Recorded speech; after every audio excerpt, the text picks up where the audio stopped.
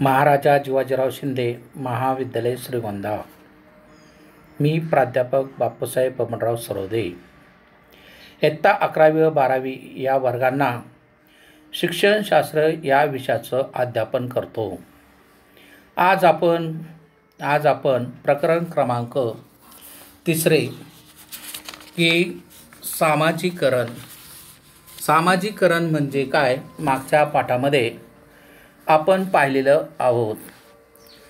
तर सामाजिकरणामध्ये की सामाजिक परिवर्तनाचे घडवून आणणारे घटक, तर सर्वात महत्त्वाचा घटक आहे की भौतिक घटक।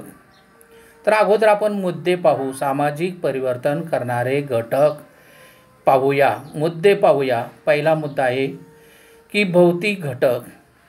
दुसरा परिणाम करणारा घटक आहे राजकीय घटक। तिसरा प्रकार आहे आर्थिक घटक।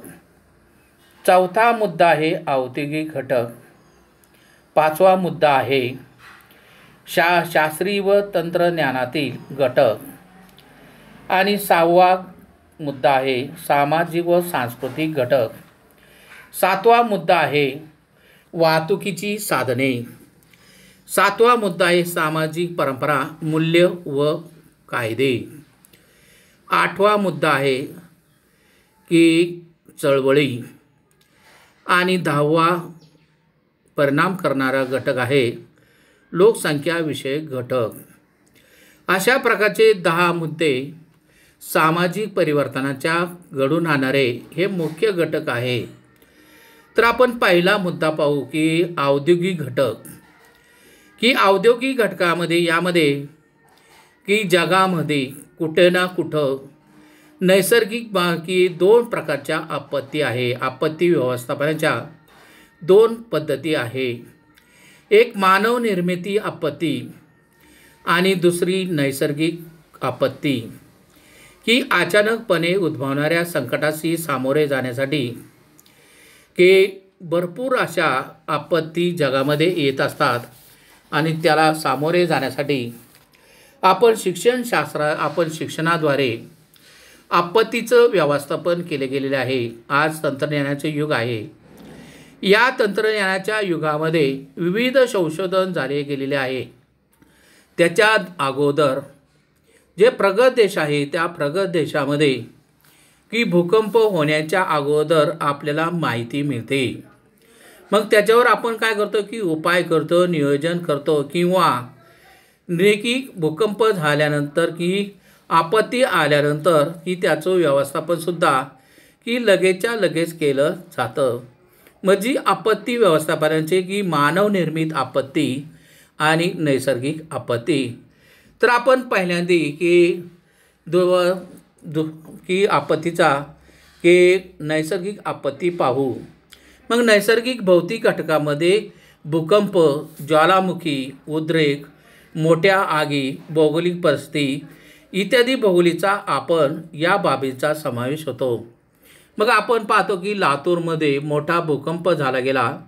त्या भूकंपामध्ये की भरपूर अशी आपत्ती निर्माण झाली गेली, मानवनिर्मित आपत्ती निर्माण झाली गेली, जीवितहानी झाली गेली, आर्थिक हानी झाली गेली। पण त्याला सामोरे जाण्यासाठी की शासनाने, केंद्र शासनाने किंवा संपूर्ण जगाने सुद्धा आपल्याला काय केली गेली, आर्थिक मदत केली गेली। आणि तिथली परिस्थिती, लोकजीवन सुरळीत होण्यासाठी की गरिबांनीसुद्धा, श्रीमंतांनीसुद्धा की छोट्या व्यक्तींनीसुद्धा त्या आपत्तीला काय गेलं, सामोरे गेलं आणि लोकांचे जीवनमान हे सुरळीतपणे केलं गेलं। म्हणजे भौतिक घटकामध्ये की सगळ्यात महत्त्वाचं की भूकंप, ज्वालामुखी, उद्रेक जगामध्ये कुठे ना कुठे होते। या संकट काळामध्ये की संपूर्ण जग याला समस्याला सामोरे जातं आणि संपूर्ण जग त्या आपत्तीला काय होतात की मदत करतात। त्यानंतर काय की त्याच्यावर परिणाम करणारा सुद्धा घटक आहे। त्याच्यामध्ये की जास्त प्रमाणात वित्तहानी होते, प्राणीहानी होते आणि नैसर्गिक आपत्तीसुद्धा होते। मग अशा प्रकारे की ज्वालामुखी होते, जो लावारस आहे तो लावारस काय होतं की जमिनीवर प्रसरल्यानंतर, बाहेर पडल्यानंतर की त्याच्यामुळे की आखीची गावं ही ज्वालामुखी झाल्यामुळं की उद्रेक झाल्यामुळं मृत्युमुखी होतात, जंगलाची जंगले ही नापीकसुद्धा बनतात, तप्त जमिनी होतात आणि त्याच्यामुळं सुद्धा भौतिक बदल घडून येतात. त्यानंतर आपण दुसरा मुद्दा पाहू की राजकीय घटक. या राजकीय घटकामध्ये की जी जागतिक युद्ध आहे, आज आपल्या देशामध्ये भारताला सुद्धा जे शेजारचे देश आहे की आपली पहिले अंग होती ती आता विभक्त झाली गेलेली आहे आणि तीच अंग आपल्या शरीराचे भाग आता आपल्याला त्रास देत आहे. शेजारी पाकिस्तान आहे, चीन आहे, बांगलादेश आहे, ही देशसुद्धा काय होतात की आपल्या लोकशाही याला तडा जाण्यासाठी काय करतात, प्रयत्न करतात. मग जागतिक युद्धसुद्धा होण्याची शक्यता असते. देशातल्या मिळालेल्या स्वातंत्र्यामुळे होणारे जे बदल आहे, राजकीय बदल आहे, हे राजकीय बदलसुद्धा ही देशाला स्थैर्य देण्यासाठी हे मदत करतात. मग स्थैर्य देण्यासाठी काय केलं पाहिजे की शिक्षण प्रणालीला, तंत्रज्ञानाला की चांगल्या प्रकारे काय केले पाहिजे, प्रेरणा दिली पाहिजे आणि त्याला चांगल्या प्रकारे मार्गदर्शनसुद्धा मिळालं गेलं. राजकीय, आर्थिक हे प्रेरणा मिळाल्या गेल्या पाहिजे. त्यानंतर तिसरा मुद्दा पाहू की आर्थिक घटक. ही देशाची व व्यक्तिगत आर्थिक स्थिती, दारिद्र्य, महागाई, मानवी जीवनाचे होणारे परिणामसुद्धा की सामाजिक परिवर्तन घटकाला की परिणाम करणारे घटक होतात. म्हणजे आपण पाहतो की आज संपूर्ण जग हे ह्या करोनाच्या व्याधीमुळं की व्यापले गेले आहे. असंख्य लोक मृत्युमुखी पडले गेलेले आहे. त्याच्यावर अजूनसुद्धा काय झालं गेले नाही की उपाय शोधला गेला नाही. त्यामुळं ही देशाची आर्थिक परिस्थिती खूप बिकट झाली गेलेली आहे. याच्यामुळं औद्योगिक क्षेत्र करोना या रोगामुळं, भयंकर या रोगामुळं आज कंपन्याच्या जे औद्योगिक क्षेत्र आहे ते बंद झाले गेले आहे. जे संशोधन केंद्र आहे तीसुद्धा काय झाली की बंद झाली गेली. मानवी दळणवळण हे ठप्प झाले गेलेले आहे. त्यामुळं काय झालेले त्यामुळं की आर्थिक मंदी आली गेलेली आहे आणि आर्थिक मंदी आल्यामुळं आज जीवनमान हे विस्कळीत झाले गेलेले आहे. त्याप्रमाणे की चौथा मुद्दा आहे की औद्योगिक घटक. औद्योगिक क्रांतीनंतर घडत जाणाऱ्या जे समाजामध्ये मोठे परिवर्तन झालेले दिसून येतात. औद्योगिकरणामुळे शहरीकरण झाले गेलेले. आज शहरीकरणामुळं आज खेड्यापाड्यातील लोक आपल्या पोटाची खळगी भरण्यासाठी किंवा उदरनिर्वाह करण्यासाठी किंवा व्यवसायानिमित्त आज खेड्यातून काय झाले की शहराकडं लोक चालले गेलेली आहे आणि त्याच्यामुळं औद्योगिक घटकावर किंवा शहरावर सुद्धा त्याचा भरपूर असा काय झालेला आपल्याला परिणाम झालेला दिसून येत आहे. त्याच्यामुळं शहरीकरण भरपूर वाढले गेलेलं आहे आणि शहरीकरण भरपूर वाढल्यामुळं रोगराईचे प्रमाणसुद्धा वाढले गेलेले आहे. शहरामध्ये सर्वच लोकांचं व्यवस्थापन करण्यासाठी अडचणी येतात आणि त्याचा परिणामसुद्धा की सामाजिक परिवर्तनामध्ये होत असतो. त्यानंतर की पाचवा मुद्दा आहे की शास्त्रीय व तंत्रज्ञानातील घटक. वैज्ञानिक प्रगतीमुळे अनेक शास्त्रीय व तंत्रज्ञानाशी संबंधित असणाऱ्या ज्या सुधारणा झाल्या गेलेल्या आहे या सर्व सुधारणा सामाजिक परिवर्तन जलद गतीने घडविण्यास सहाय्यभूत ठरल्या आहेत. उदाहरणार्थ की यंत्रमानव, संगणक, आंतरजाल, इंटरनेट, संप्रेषण इत्यादी गोष्टी काय झालेल्या आहे की विकसित झाल्या गेलेल्या आहे. तर आपण पाहिलं की आज मानवाची लोकसंख्या भरपूर वाढली गेलेली आहे. मानवाने अनंत प्रकारे की संशोधन करून काय केले की यंत्र मानव निर्मित केले गेले आहे. म्हणजे एक यंत्र हजारो लोकांची काय करते की सहजतेने कामं करत असतो.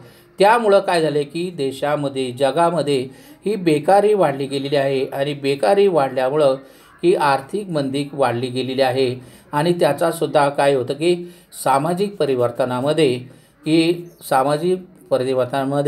की घटक म्हणून की परिणामकारक होतो. त्याप्रमाणे की आज संपूर्ण जग की आज संगणकाच्याद्वारे, इंटरनेटच्या जाळ्यामुळं की जग आज तुमच्या काय झाले की आज चुलीपर्यंत, आज गृहिणीच्या स्वयंपाकघरामध्ये सुद्धा की इंटरनेटचे जाळे पसरले गेलेले आहे. ह्या इंटरनेटच्या जाळ्यामुळं आज समाजामध्ये जी तुम्हाला जीवनामध्ये ज्या समस्या आहेत त्या समस्या काय होतं की इंटरनेटच्या माध्यमामधून आपल्याला काय होतात की सोडवता येतात आणि सोडवल्यानंतर की इंटरनेटच्या माध्यमाद्वारे आज संप्रेषणाद्वारे विविध माध्यमाद्वारे आज आपण काय करतो की संप्रेषण व्यवस्थित करतो. आपल्याला ज्या समस्या आहे त्या संप्रेषणाद्वारे आपण सोडवू शकतो. मग संप्रेषण हे चांगल्या प्रकारे तंत्रज्ञानाच्या साहाय्याने आज मोबाईल आहे किंवा लॅपटॉप आहे, संगणक आहे. हा संगणकावर सुद्धा जी आपल्या अध्ययनाची खोली आहे, ऑफिसाची खोली आहे, या ऑफिसाच्या खोलीमध्ये इंटरनेटच्या जाळ्यामुळं आज अनेक इंटरनेट आपलं कॅम्प्युटर एकत्र केल्यानंतर, उच्च दर्जाचे संगणक एकत्र केल्यानंतर की इंटरनेटच्या जाळ्यामुळं की आपल्याला जगामधल्या आपल्याला स्वतःला किंवा आलेल्या समस्या, अध्ययनामध्ये आलेल्या समस्या किंवा अध्यापन करताना येणाऱ्या समस्या आपण इंटरनेटच्या माध्यमाद्वारे किंवा यंत्रमानवाच्याद्वारे आपण ह्या संप्रेषणाद्वारे ह्या समस्या काय होतं की सोडवल्या जातात. त्यामुळं सुद्धा सामाजिक परिवर्तन चांगल्या प्रकारे घडून आलेलं दिसतं आणि त्याचं परिवर्तन झालेलं दिसून येतं. त्याप्रमाणे की 6वा मुद्दा आहे की सामाजिक व सांस्कृतिक घटक. आजच्या संगणक युगामध्ये नवनवीन सामाजिक व नैतिक राजकीय मूल्यांचा उदय होतो. या संस्कृतीच्या बदलामुळे सुद्धा की सामाजिक परिवर्तन घडून येते. कधीकधी सामाजिक परिवर्तन महान व्यक्तीमुळंच घडून येते. उदाहरणार्थ की डॉक्टर बाबासाहेब आंबेडकर, महात्मा फुले, महात्मा गांधीजी, डॉक्टर पंजाबराव देशमुख, कर्मवीर भाऊराव पाटील यांनी सुद्धा की परिवर्तन करण्यासाठी त्यांनी भरपूर प्रयत्न केले गेलेले आहे. सामाजिक परिवर्तन त्यांनी सुद्धा काय झाले की घडून आणले गेले आहे. डॉक्टर बाबासाहेब आंबेडकरांनी यांनी सांगितलं गेले की तुम्ही चांगल्या प्रकारे शिक्षण घ्या. तुम्हाला जर अन्यायाविरुद्ध जर झटायचं असेल तर शिक्षण ही चांगल्या प्रकारे अमूल्य अशी गोष्ट आहे आणि ती प्रत्येकाने काय केलं पाहिजे की आपल्याला परिवर्तनाची अन्यायाविरुद्ध उठायचं असेल तर प्रत्येक व्यक्तीला काय केलं पाहिजे की शिक्षण हे घेतलं गेलंच पाहिजे. शिक्षण एक वेळचं अन्न मिळालं नाही तरी चालेल, पण तुम्ही काय केलं पाहिजे की शिक्षण हेच ज्ञान हे तुमचं अन्न आहे. ते ज्ञान काय केलं पाहिजे की प्रत्येक व्यक्तीने आपल्याला अस्पृश्य समाजाने प्रत्येक व्यक्तीने किंवा सर्व मानव जातीने हे शिक्षण घेतले गेले पाहिजे. अन्यायाविरुद्ध उठण्यासाठी ही शिक्षण हे प्रत्येकाने काय केलं पाहिजे घेतलं गेलं पाहिजे. महात्मा फुले यांनी सुद्धा आपले काय संपूर्ण आयुष्य हे शिक्षणासाठी वाहिलं गेलेले आहे.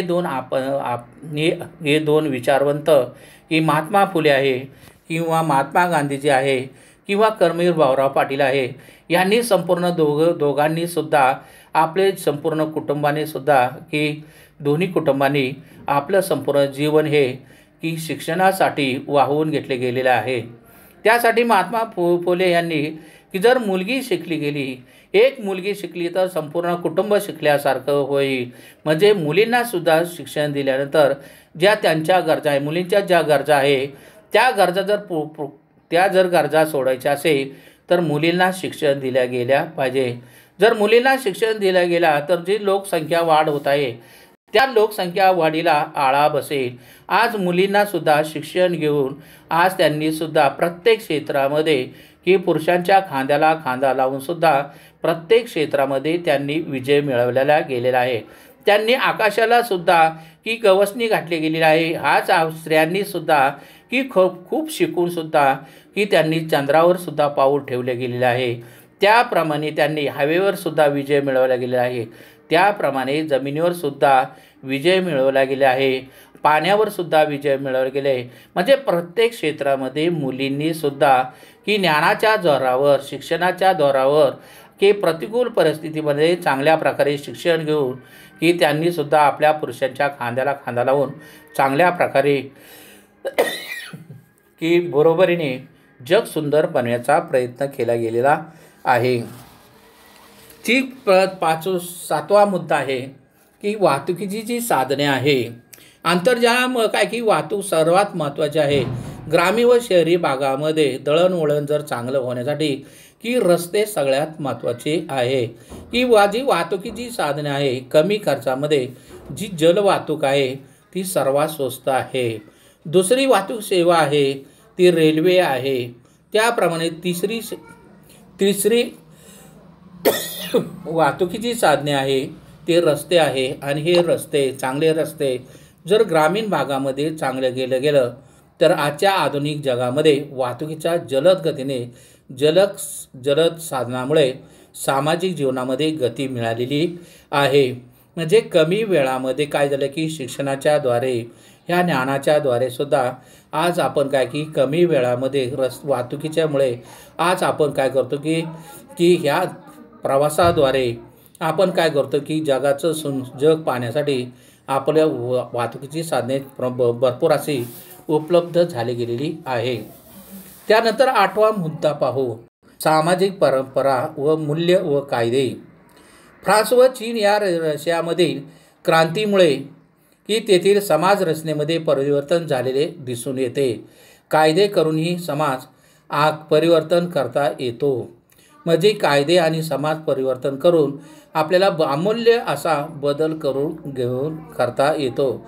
त्यासाठी आपण काय 9वा मुद्दा आहे चळवळी. समाजामध्ये निर्माण होणाऱ्या विविध